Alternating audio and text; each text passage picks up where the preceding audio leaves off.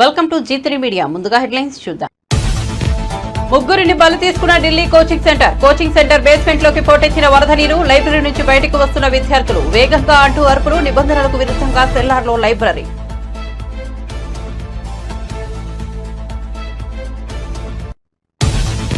పదేళ్ల పాలనపై విరామం లేకుండా చర్చించేందుకు సిద్ధమన్న రేవంత్. విభజన బిల్లుపై పార్లమెంట్లో కేసీఆర్ ఏనాడు మాట్లాడలేదని సీఎం ధ్వజం. అక్రమంగా మహిళలపై కేసులు పెట్టిన పాపమే బీఆర్ఎస్ నేతలను వెంటాడుతోందని విమర్శ.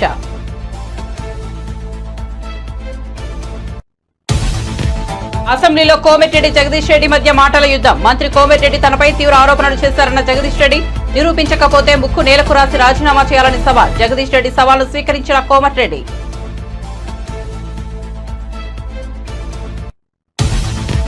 గన్నవరం నుంచి దేశంలోని 10 చోట్లకు విమానాలు. కేసీఆర్ చిన్న విడతకి సానుకూలంగా స్పందించిన కేంద్ర మంత్రి రామ్మోహన్ నాయుడు. గన్నవరం నుంచి వారణాసి, అహ్మదాబాద్ వంటి నగరాలకు విమానాలు. ఈడీఓ సర్వే చేసిన రూట్లలో విమానాలు నడపాలన్న విజయవాడ ఎంపీ చిన్ని. ఏపీ రాజకీయాల్లో మరో సంచలనం. విజయమ్మతో టీడీపీ నేత జేసీ ప్రభాకర్ రెడ్డి భేటీ. హైదరాబాద్ లోని విజయమ్మ ఇంట్లో సమావేశం. ఆప్యాయంగా పలకరించుకున్న విజయమ్మ, ప్రభాకర్ రెడ్డి ఏం మాట్లాడుకున్నారన్న దానిపై సర్వత్రా ఉత్కంఠ. ప్రత్యేకంగా అభినందనలు తెలిపిన ప్రధాని. 0.1 పాయింట్ల తేడాతో రజతాన్ని కోల్పోయినా దేశం గర్వం పడేలా చేశామని ప్రశంసలు. మిగతా ఈవెంట్లలో కూడా రాణించాలని అభిలషించిన ప్రధాని మోదీ.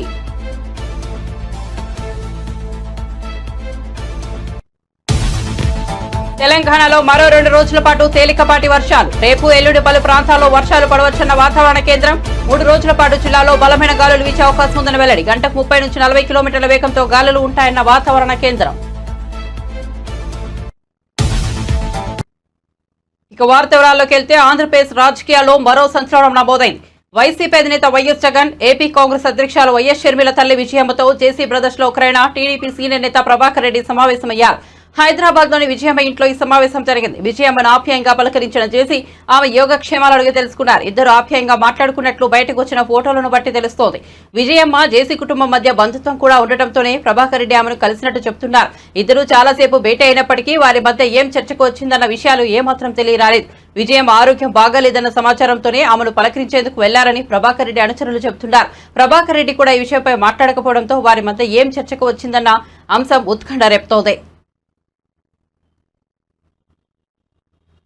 బీఆర్ఎస్ 10 ఏళ్ల పాలనపై విరామం లేకుండా సభలో చర్చించేందుకు తాము సిద్ధంగా ఉన్నామని సీఎం రేవంత్ రెడ్డి సవాల్ విసిరారు.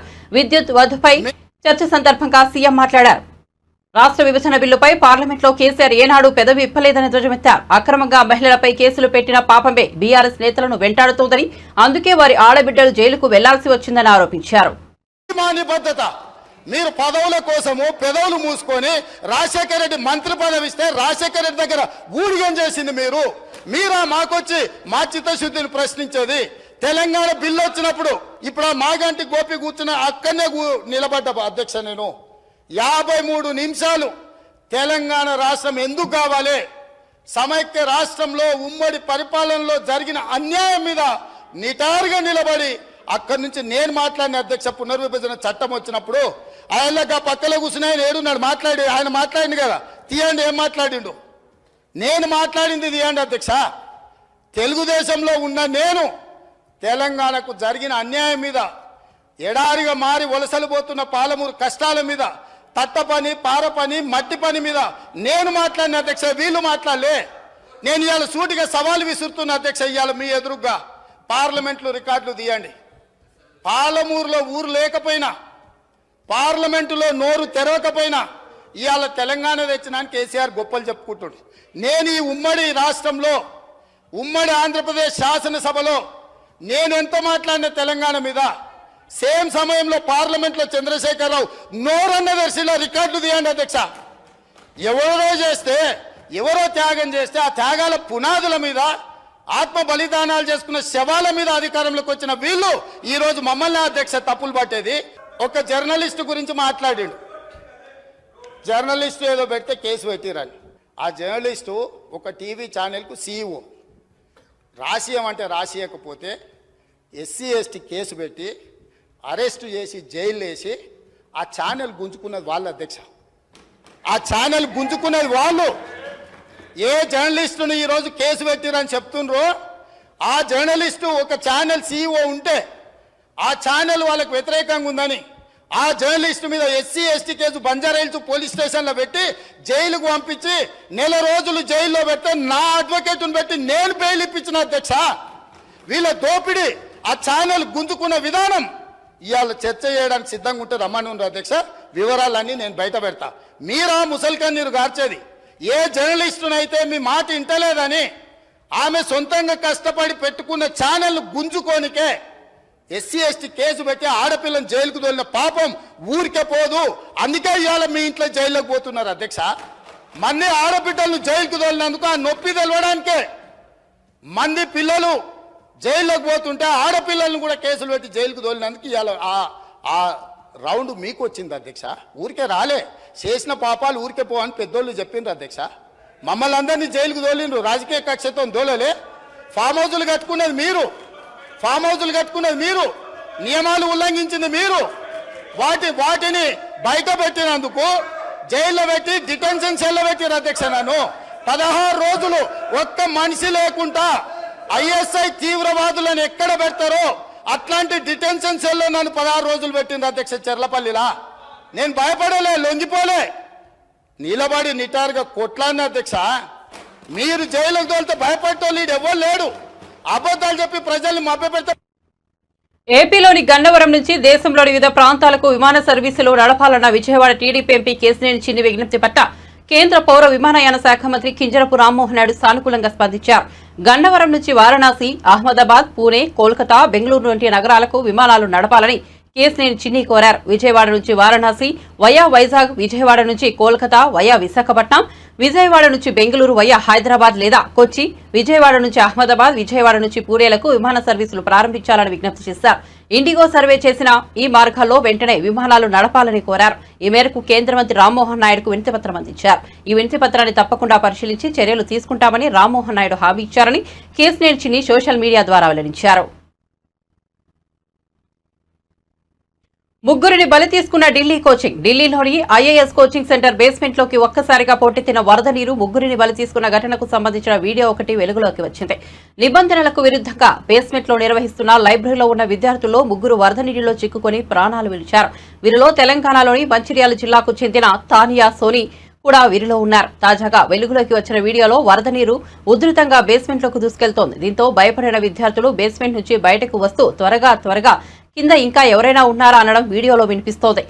7 గంటల రెస్క్యూ ఆపరేషన్ తర్వాత తానియా సహా శ్రేయ యాదవ్, నవీన్ డెల్విన్ మృతదేహాలను వెలికితీశారు. బేస్మెంట్ నుంచి నీరు బయటకు వెళ్లే అవకాశం లేకపోవడమే ఈ ప్రమాదానికి కారణమని Delhi fire service chief Atul Garg తెలిపారు. భవనం నిర్మాణంలోనూ నిబంధనలు ఉల్లంఘించినట్లు తేలింది. ప్రస్తుతం లైబ్రరీగా ఉపయోగిస్తున్న బేస్మెంట్ ను స్టోర్ రూమ్ గా ఉపయోగించుకుంటామని అనుమతులు తీసుకుంటున్నట్లు ఢిల్లీ మున్సిపల్ కార్పొరేషన్ చెబుతోంది. అలాగే అగ్నిమాపక శాఖ నుంచి నో అబ్జెక్షన్ సర్టిఫికెట్ కూడా తీసుకోలేదని వెల్లడైంది. ఈ ఘటనపై కేసు నమోదు చేసుకున్న పోలీసులు రౌస్ స్టడీ సర్కిల్ యజమాని అభిషేక్ గుప్తా, కోఆర్డినేటర్ జైస్పాల్ సింగ్ను అరెస్ట్ చేశారు. దీనిపై ఢిల్లీ ప్రభుత్వ న్యాయ విచారణకు ఆదేశించింది.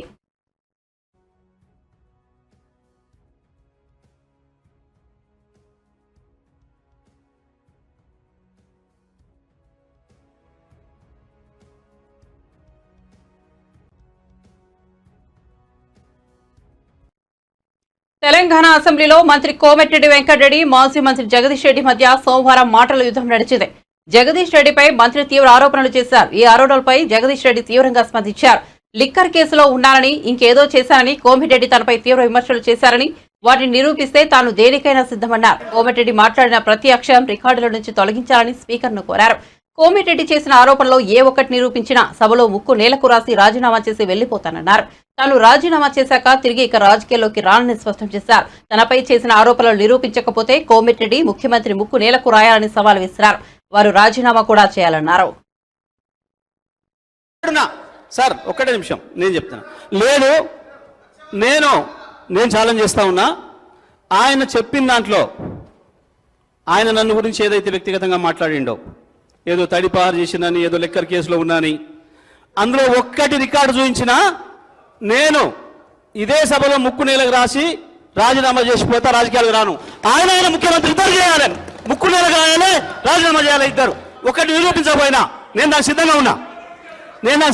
మరొకసారి చెప్తున్నా, ఆయన మాట్లాడిన దాంట్లో ఒక్క దాంట్లోనైనా నిరూపించకపోతే ఆయన ముఖ్యమంత్రి ఆయన ఇద్దరు ముక్కు నెలకు రాసి రాజీనామా చేసిపోవాలి రాజకీయాల నుంచి.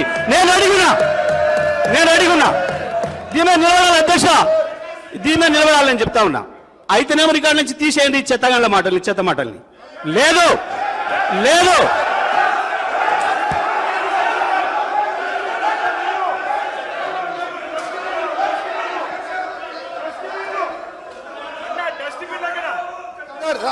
ఓకే సార్ ఒకరికి ఆగండి.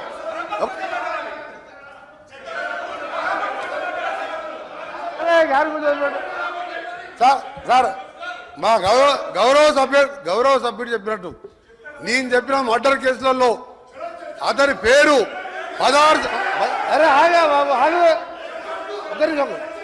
నేను చెప్పినట్టు మర్డర్ కేసులలో ఆయన కోర్టు చుట్టూ 16 సంవత్సరాలు తిరిగిండా లేదా కోర్టు రికార్డులో ఉంటుంది.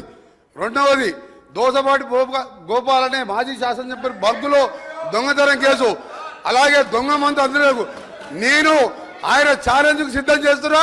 ఇది నిరూపిస్తా, లేకపోతే నా మంత్రి పదవికి ఎమ్మెల్యేకి రాజీనామా చేసి బయటికి వెళ్ళిపోతా. తన సుదీర్ఘమైన అనుభవంతో సంపద సృష్టిస్తానని చెప్పిన ముఖ్యమంత్రి చంద్రబాబు నాయుడు ఇప్పుడు హామీలపై 4 మడతలేస్తున్నారని డిప్యూటీ సీఎం పవన్ కూడా మౌనంగా ఉండిపోయారని వైఎస్ఆర్సీపీ మాజీ ఎమ్మెల్యే టీజీఆర్ సుధాకర్ బాబు మండిపడుతున్నారు. సోమవారం ఉదయం తాడేపల్లిలోని పార్టీ కేంద్ర కార్యాలయంలో ఆయన మీడియాతో మాట్లాడారు. ఈ ఇచ్చిన సూపర్ 6 అమలు పరచలేరని వైఎస్ఆర్ కాంగ్రెస్ పార్టీ ఎన్నికల ముందు రాష్ట్ర ప్రజలకు చెప్తుంటే అమలు పరిచి తీరుతాను నాది గ్యారంటీ అని చంద్రబాబు నాయుడు గారు వారికి మద్దతుగా పవన్ కళ్యాణ్ గారు చెప్పారు.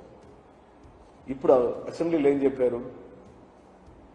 ఆ సూపర్ 6 చూస్తుంటే నాకు భయం వేస్తుంది అన్నాడు. ఎంత దారుణమైన స్టేట్మెంట్! ఒక 40 సంవత్సరాల పైచీలకు అనుభవం కలిగిన ఒక రాజకీయ సీనియర్ నాయకుడు ముఖ్యమంత్రి స్థానంలో కూర్చొని ఏ సూపర్ 6 చెప్పి మీరు అధికారంలోకి వచ్చారో, ఏ సూపర్ 6 అమలు పరుస్తాను నాది గ్యారంటీ అని మీరు మాటిచ్చారో, ఏ సూపర్ 6ను చూసి అమాయకులైన ఆంధ్ర రాష్ట్ర ప్రజలు మీకు ఓట్లేసి గెలిపించారో, ఆ సూపర్ 6 చూస్తే మీకు భయం వేస్తుంది అని మీరు స్టేట్మెంట్ ఇచ్చారంటే మిమ్మల్ని మేము ఏమనాలి? ఇప్పుడు నమ్మక ద్రోహం చేశారనాలా? ఏరు దాటాక తెప్పను తగలబెట్టిన సంధానంగా ఉంది మీ పరిపాలన అని చెప్పానాలా? మీ నాలుక మడతపడుతుందని చెప్పానాలా? లేదా సహజ సిద్ధంగానే ఎన్నికలకు ఒక చంద్రబాబు నాయుడు గారు, ఎన్నికలు అయిపోయిన తర్వాత ఇంకో చంద్రబాబు నాయుడు గారు ఆటోమేటిక్గా వస్తారని గత చరిత్రని పునరావృతం చేశారని మేము భావించాలని ఈ రోజున మేము అడుగుతున్నాం. జగన్మోహన్ రెడ్డి ఏమైనా తన జేబుల్లోంచి తెస్తున్నాడా? మేమిచ్చే కూడా ప్రజలకు మేమిచ్చే తీరుతాము, ఖచ్చితంగా అమలు పరిచి తీరుస్తాము. సంపదను సృష్టించే ఆలోచనలు నా దగ్గర చాలా ఉన్నాయి. సంపదను ఆంధ్ర రాష్ట్రానికి, రాష్ట్ర ఖజానాకు సంపద ఎలా సృష్టించాలో నా బుర్ర నిండా బొచ్చడన్ని ఆలోచనలు ఉన్నాయి. నాకు అనుభవం ఉంది. నేను నా ఆర్థిక నిపుణ్యాన్ని వారు చెప్పుకొని అధికారంలోకి వచ్చారు. ఇప్పుడు ఆ హామీలన్నీ గోవిందా. ఉచిత ఇసుక గోవిందా, తల్లి వందనం గోవిందా, ఖరీఫ్ సీజన్ మొదలైంది, రైతులకు ఇస్తానన్న రైతుల సాయం గోవిందా, బిడ్డలకు ఇచ్చే స్కూల్ కిట్లకు సంబంధించి ఈ రోజు వరకు ఇంకా స్కూళ్ళలోకి అందలేదు, అవి గోవిందా. కానీ ఒకటి మాత్రం చంద్రబాబు నాయుడు గారు ఖచ్చితంగా ఇచ్చిన మాట ప్రకారం అమలు పరుస్తున్నారు. దాని పేరే రెడ్ బుక్. ప్రజల సంక్షేమానికి, అభివృద్ధికి ఇచ్చిన హామీలేమో పోయినాయి, బంగాళాఖాతంలో కలిసిపోయినాయి. కానీ వారి కుమారుడు కనుక అమలు పరుస్తున్న ఏకైక ఖచ్చితమైన పథకం ఈ ఆంధ్ర రాష్ట్రానికి దక్కిన బహుమతి ఏంది అని అంటే రెడ్ బుక్ రాజ్యాంగం. అది అమలు పరచడానికే వారు తెలుగుదేశం పార్టీ వారు, జనసేన పార్టీ వారు, బీజేపీ వారు అధికారంలోకి వచ్చారు. ఆ రెడ్ బుక్ రాజ్యాంగం ఏంటో తెలుసా మిత్రులారా? పక్కవాడిని కొట్టడం, పక్కవాడిని దౌర్జన్యంగా బజారుకి ఇడ్చడం, ఒక ఆర్మీ జవాన్ లాంటి ఉన్నతమైనటువంటి వ్యక్తుల యొక్క ఇళ్లను అన్యాయంగా కూల్చివేయటం, ఒక రాష్ట్ర పార్టీకి సంబంధించిన కేంద్ర కార్యాలయాన్ని తెల్లవారుజామున రాజ్యాంగానికి వ్యతిరేకంగా, కోర్టు తీర్పులకు వ్యతిరేకంగా కూల్చివేయటం, ఓ మాజీ ముఖ్యమంత్రి గారి యొక్క రక్షణని అవహేళనగా మాట్లాడటం, వారి ఇంటి చుట్టూరా అల్లరి మోకలను పంపించి అల్లరి చేయించటం, ప్రతిరోజు జగన్మోహన్ రెడ్డి గారి వ్యక్తిత్వ హననం చేయటం, జగన్మోహన్ రెడ్డి గారి మీదకి వారి చెల్లెల్ని ఉసిగొల్పడం, ఇలా జగన్మోహన్ రెడ్డి గారిని సింగిల్ గా ఎదుర్కోవటానికి బీఆర్ఎస్ అధినేత కేసీఆర్ అసెంబ్లీకి ఎందుకు రావడం లేదో చెప్పాలని, సభకు రాని ఆయనకు ఇంకా ప్రతిపక్ష హోదా ఎందుకని కాంగ్రెస్ ఎమ్మెల్యే రాజగోపాల్ రెడ్డి ఆగ్రహం వ్యక్తం చేశారు. అసెంబ్లీలో ఆయన మాట్లాడుతూ వ్యాఖ్యలు చేశారు. 10 ఏళ్లు అధికారంలో ఉన్న బీఆర్ఎస్ నేడు ప్రెస్ మీట్లు పెట్టి ప్రభుత్వాన్ని విమర్శిస్తోందని మండిపడ్డారు. నష్టాల్లో కూరుకుపోయిన డిస్కంలను లాభాల్లోకి తీసుకొచ్చే ప్రయత్నాలు చేస్తున్న తమకు ప్రశంసించకపోగా తిరిగి నిందలు వేయడం సరికాదన్నారు. కరెంటు కష్టాలు లేకుండా కాపాడేందుకు ఆలోచన చేసిన విషయం అధ్యక్ష. అటువంటిది ఈరోజు అధ్యక్ష ప్రతిపక్షంలో ఉన్న నాయకులు, పెద్ద మనుషులు, ఇక్కడ నిర్ణయాలు తీసుకున్న పెద్ద మనిషి లేడు, హౌస్కు లీడర్ ఆఫ్ ద ఆపోజిషన్ అయితే లేడు. ముఖ్యమంత్రిగా నిర్ణయాలు తీసుకొని ఒక ఇంపార్టెంట్ సబ్జెక్టు మీద చర్చ నడిచినప్పుడు కనీసం లీడర్ ఆఫ్ ద ఆపోజిషన్ హౌస్లో ఉంటే ఆయన తీసుకున్న నిర్ణయం వల్ల జరిగిన నిర్వాహకం ఏ విధంగా జరిగింది, ప్రజలకు, వినియోగదారులకు, విద్యుత్ సంస్థలకు ఏ విధంగా నష్టం జరిగింది, ఈ నష్టాల ఊబిలోకి ఎందుకు నెట్టబయటపడ్డాయి ఈ విద్యుత్ సంస్థలు అనే విషయము మేము కొంచెం చెప్పుకునే అవకాశం, ఆయన వినే అవకాశం ఉండేది అధ్యక్ష. మన దురదృష్టవశాత్తు ఏంటంటే మీసా నాయకులు అంటారు మీ నాయకుడు రాలేదంటే మీ స్థాయికి ఆయన అవసరం లేదు, మేమే చాలని అంటుంటారు. అధ్యక్ష వీళ్ళ స్థాయి ఏందో 10 ఏళ్లల్లా కేసీఆర్ గారు ముఖ్యమంత్రిగా ఉన్నప్పుడు వీళ్ళ స్థాయి ఏంది, మంత్రులు, ఎంపీలు, అధికారుల మాట ఎవరైనా విన్నారా అధ్యక్ష? నో అపాయింట్మెంట్, ఒంటెద్దుపోకడా, నిజం ఉన్నట్టు అట్లా కాదు ఇట్లా అని చెప్పే అవకాశం వీళ్ళకి ఎవరికైనా ఇచ్చిండా అధ్యక్ష? ఆయన అంత దమ్ము ధైర్యం వీళ్ళకు లేదు, ఆయన వినేవాడు కూడా కాదు. అటువంటి పరిస్థితి ఉన్న మనిషి, పెద్ద మనిషి, లీడర్ ఆఫ్ ద ఆపోజిషన్ ఉండి కూడా సభకు రాకుండా ఒక ఇంపార్టెంట్ సబ్జెక్టుల మీద చర్చ నడిచినప్పుడు లేకుండా వీళ్ళంటారు మరి లీడర్ ఆఫ్ ద ఆపోజిషన్ ఎందుకు ఉండాలి అధ్యక్ష? అటువంటిప్పుడు ఆయన సభకే రానప్పుడు ఆయన అవసరం లేదని వీళ్ళే అంటుండ్రు. మరి మీ లోపల ఎవరో ఒకరు సభల లీడర్గా మీరు ఎల్ఓపి కాండి. ఆయన అవసరం లేనప్పుడు మరి ఇక సభకే వద్దనుకున్నప్పుడు ఆ పొజిషన్లో ఆయన అవసరం ఏముంది? ఉండాలి అధ్యక్ష, రావాలి. ఆయన చేసిన మంచి పనులుంటే ఈ కాంగ్రెస్ ప్రభుత్వం ఈరోజు రైతులు 2004లో ఆశీర్వదించినట్టు మళ్ళా 2023లో కూడా రైతులు నమ్మకంతో కాంగ్రెస్ పార్టీ మళ్ళీ అధికారంలోకి వస్తే మాకు మా ప్రయోజనాలు మమ్మల్ని కాపాడుతారన్న నమ్మకంతో ఈరోజు రైతులు మాకు అధికారం ఇచ్చిండ్రు. అంటే రైతులకు కాంగ్రెస్ పార్టీ ప్రభుత్వం మీద, కాంగ్రెస్ పార్టీ మీద, రాహుల్ గాంధీ నాయకత్వం మీద, సోనియా గాంధీ గారి నాయకత్వం మీద అంత నమ్మకం ఉంది అధ్యక్ష. వాళ్ళ అధికారంలో మేము వచ్చినప్పుడు మేము ఏం చెప్తున్నాం? మేము తీసుకున్న నిర్ణయాలు ఏంది? మరి మీ 10 ఏళ్ళు మీరు ప్రజల అవకాశం ఇస్తే మేమేమేం పొరపాట్లు చేసిండ్రు? ఒకవేళ పొరపాట్లు చేసిన దాని మీద కూడా ముఖ్యమంత్రి గారు కూడా కమిషన్ ఏర్పాటు చేసిండ్రు. మళ్ళీ సుప్రీంకోర్టు ఇన్వాల్వ్ అయ్యి కొత్త జడ్జిని అపాయింట్ చేయమన్నారు. ఎంక్వైరీలు చేస్తున్నాం. కానీ మేము చెప్పే మంచిది ఏదైనా ఉంటే, మీ సూచనలు కూడా మీరు ఏదైనా మంచి చెప్తే మీరు వినండి, ఓపికతోటి సమర్థించండి, సపోర్ట్ చేయండి. యాజ్ ఏ అపోజిషన్గా ప్రజలకు మేలు చేసే విషయంలో, కరెంటు విషయంలో, ఇటు విద్యుత్ అనేది డొమెస్టిక్ కావచ్చు, ఇండస్ట్రియల్ కావచ్చు, కమర్షియల్ కావచ్చు, అగ్రికల్చర్ కావచ్చు, 4 సెక్టార్లని కాపాడాల్సిన బాధ్యత ఈ ప్రభుత్వం మీద ఉంది. కరెంటు లేని 10 నిమిషాలు కూడా ఉండలేము. గంట సేపు నీళ్ళు లేకుండా ఉండగలుగుతాం అధ్యక్ష. ఈ హౌస్ కూడా 10 నిమిషాలు కూడా, 5 నిమిషాలు కూడా నడవదు అధ్యక్ష. కరెంట్ లేకపోతే మనం ఏ పని ముందుకు పోలేము. అటువంటి కరెంటు విషయంలో మీరు తీసుకున్న నిర్ణయాల విషయంలో మీరు ఏదన్నా చెప్తే కొంచెం ఫ్రస్ట్రేషన్ ఉండకండి. పారిస్ ఒలింపిక్స్ లో చారిత్రాత్మక రీతిలో కాంస్యం రూపంలో భారత్ కు తొలి పథకం సాధించిన షూటర్ ను మను ప్రభాకర్ పై ప్రశంసల జల్లు కురిపిస్తోంది. ఒలింపిక్ చరిత్రలో షూటింగ్ ఈవెంట్ లో భారత్ కు మెడల్ అందించిన ఏకైక మహిళగా రికార్డులకెక్కిన ఆమె పట్ల అభినందనలు వెల్లువెత్తుతున్నాయి. నేరుగా ప్రధానమంత్రి నరేంద్ర మోదీ కూడా ఫోన్ కాల్ చేసి ప్రత్యేక అభినందనలు తెలియజేశారు. नमस्ते, मैं प्रधानमंत्री जी की कार्यालय से बोल रहा हूँ. प्रधानमंत्री जी बात करके मैं दे रहा हूँ. जी नमस्ते sir.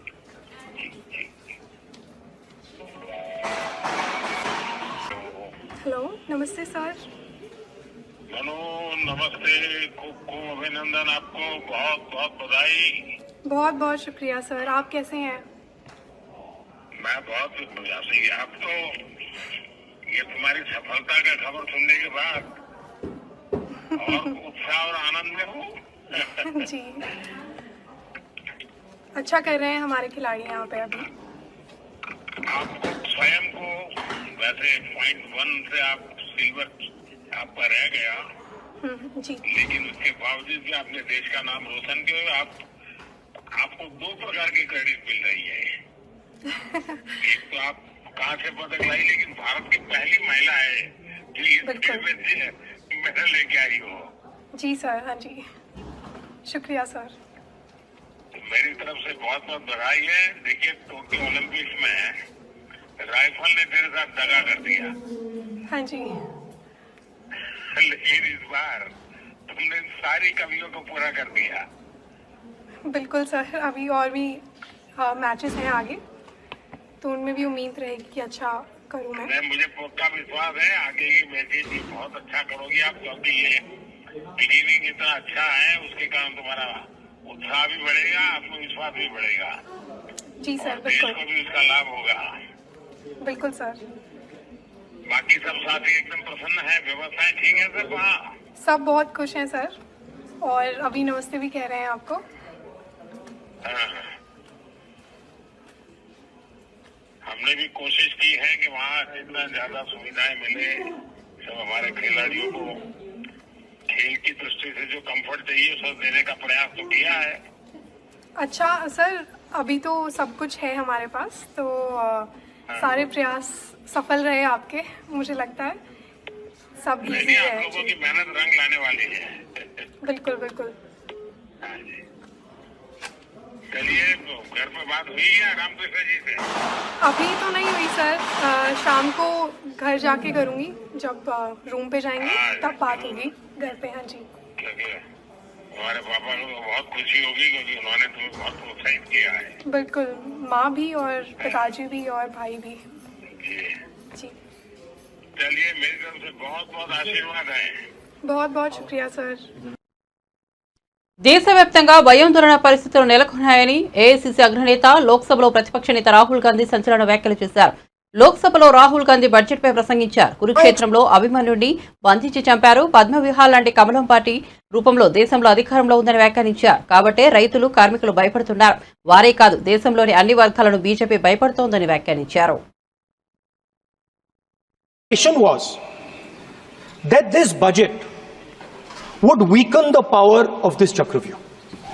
That this budget would help the farmers of this country, would help the youth of this country, would help the laborers, the small businesses of this country.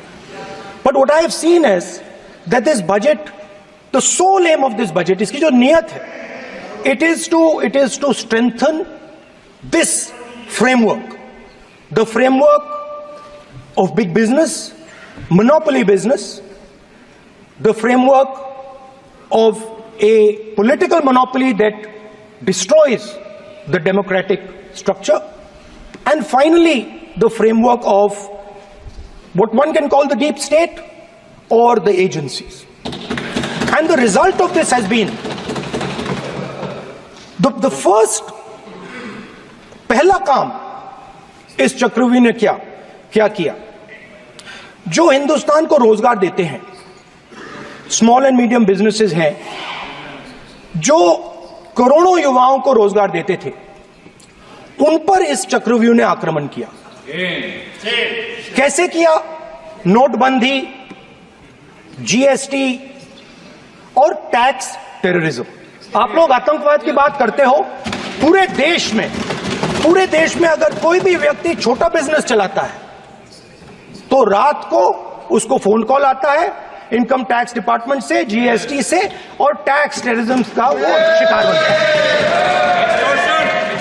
इस टैक्स टेररिज्म को रोकने के लिए बजट में आपने कुछ नहीं किया है। तो टैक्स टेररिज्म के कारण और ये जो आपकी नीतियां हैं, जो आपने कोविड के समय बड़े बिजनेसेस की मदद की और जो स्मॉल एंड मीडियम बिजनेसेस थे उनको खत्म किया, उसके कारण आज हिंदुस्तान के युवाओं को रोजगार नहीं मिल सकता है। बिल्कुल एक युवा को रोजगार नहीं मिल सकता है। తెలంగాణలో మరో 2 రోజుల పాటు తేలికపాటి నుంచి మోస్తారు వర్షాలు కురిసే అవకాశం ఉందని హైదరాబాద్ వాతావరణ కేంద్రం తెలిపింది. రేపు ఎల్లుండి రాష్ట్రంలోని పలు ప్రాంతాల్లో వర్షాలు పడవచ్చునని తెలిపింది. ఈ రోజు నుంచి 3 రోజుల పాటు రాష్ట్రంలోని అన్ని జిల్లాల్లో పలు చోట్ల బలమైన గాలులు వీచే అవకాశం ఉందని వెల్లడించింది. 30 నుంచి 40 కిలోమీటర్ల వేగంతో గాలులు ఉండవచ్చునని తెలిపింది. బులెటిన్ ముగించే ముందు హెడ్లైన్స్ మరోసారి చూద్దాం. ముగ్గురిని బలి తీసుకున్న ఢిల్లీ కోచింగ్ సెంటర్ బేస్మెంట్ లోకి పోటెత్తిన వరద నీరు, లైబ్రరీ నుంచి బయటకు వస్తున్న విద్యార్థులు, వేగంగా అంటూ అరుపులు, నిబంధనలకు విరుద్ధంగా సెల్లార్లో లైబ్రరీ.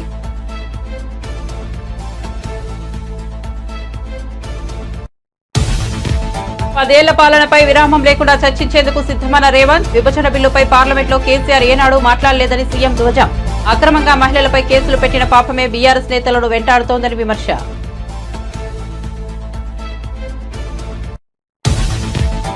అసెంబ్లీలో కోమటిరెడ్డి జగదీష్ రెడ్డి మధ్య మాటల యుద్ధం. మంత్రి కోమటిరెడ్డి తనపై తీవ్ర ఆరోపణలు చేశారన్న జగదీష్ రెడ్డి.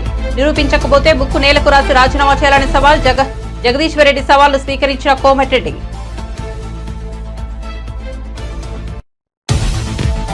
గన్నవరం నుంచి దేశంలోని పలు చోట్లకు విమానాలు. కేసీఆర్ చిన్ని విడతకి సానుకూలంగా స్పందించిన కేంద్ర మంత్రి రామ్మోహన్ నాయుడు. గన్నవరం నుంచి వారణాసి, అహ్మదాబాద్ నగరాలకు విమానాలు. ఈడీఓ సర్వే చేసిన రూట్లలో విమానాలు నడపాలన్న విజయవాడ ఎంపీ చిన్ని. ఏపీ రాజకీయాల్లో మరో సంచలనం. విజయమ్మతో టీడీపీ నేత జేసీ ప్రభాకర్ రెడ్డి భేటీ. హైదరాబాద్ లోని విజయమ్మ ఇంట్లో సమావేశం. ఆప్యాయంగా పలకరించుకున్న విజయమ్మ, ప్రభాకర్ రెడ్డి ఏం మాట్లాడుకున్నారన్న దానిపై సర్వత్రా ఉత్కంఠ. ప్రత్యేకంగా అభినందనలు తెలిపిన ప్రధాని. 0.1 పాయింట్ల తేడాతో రజతాన్ని కోల్పోయినా దేశం గర్వం పడేలా చేశామని ప్రశంసలు. మిగతా ఈవెంట్లలో కూడా రాణించాలని అభిషించిన ప్రధాని మోదీ.